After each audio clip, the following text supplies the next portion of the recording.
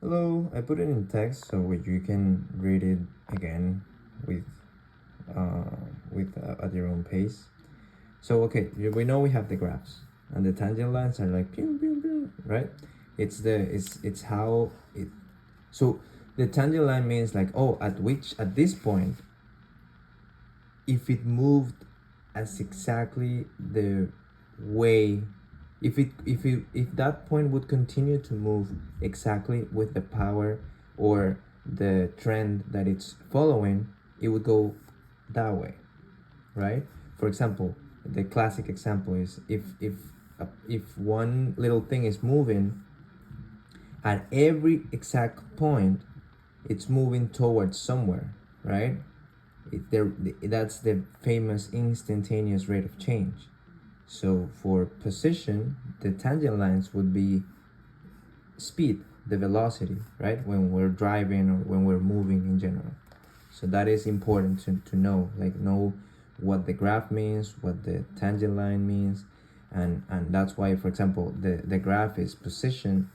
The tangent lines at a point, specific point, represent speed, which is velocity, which is the derivative of position, right? So you want to find instantaneous, so at exactly that point, and that's when we jump into the graph and the equation, right, of the function, and that's when we jump to derivatives. When we take the derivative, which is this, if this is position, this is speed, right? Oh, this is the general equation that tells you, oh, give me a point x and I'm gonna tell you the speed. I'm gonna tell you how fast it's changing and where is it going. Is it going up? Is it going down? Or it's not going anywhere, up or down. It's horizontal. It means it's zero, right? Every rate of change, any instantaneous rate of change, which is the derivative at a point, right? Any f prime of x at any x has a value. That value can be positive, it can be negative, or zero. The magic of zero, it means that, as you can see, it's hills or bottoms. So it means it's a local maximum. Local because this is local. Like for this small piece, right? This is the highest position. For these, let's say fragment, this is the lowest value for position. That's the magic of the horizontal lines for the tangent, which is the same as when the derivative is zero, right? Now, we want to find that. So when is it zero? We do all that you know how to do, but this is the important part. This is the derivative. And then to find what values make it zero is when we do this. And we know that the derivative is this.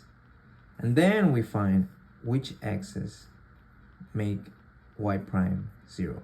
And then is when you have to do what you ask me, right? Why? How can you know which values of x make this zero out of this? It's not that easy. So you say, let me make my life easier. Let me take the x out, right? Common factor. So you take it out. And you say, okay, 4, 12, okay, 4 is common, so let me take 4. X is common, let me take x. Boom. 4x multiplied by x2 is the same. 4x multiplied by minus 3 is this. And then you have an expression. So you know that x0, if you plug 0 here, boom, 0. So that's one answer. But there's more.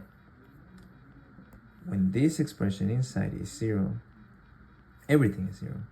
So you explore that and you say, okay, when this is 0, what is the value of x? So what a value of x makes all 0? And that's when you go here. You put minus 3 there, and then you take the square root of the power, right? And when you do this, it has to be plus or minus, because this x can be plus or minus, because x to power 2, it's always positive. So, but x, to cover your to cover your back, you have to put plus and minus. and that's when you have two values of x, positive and negative. Cool. Now you know where on the x-axis is the tangent line 0. But you need, so you have positive, negative, and you have 0, x0. But now you need to know what values of y complete this point, because a point is the value of x and the value of y.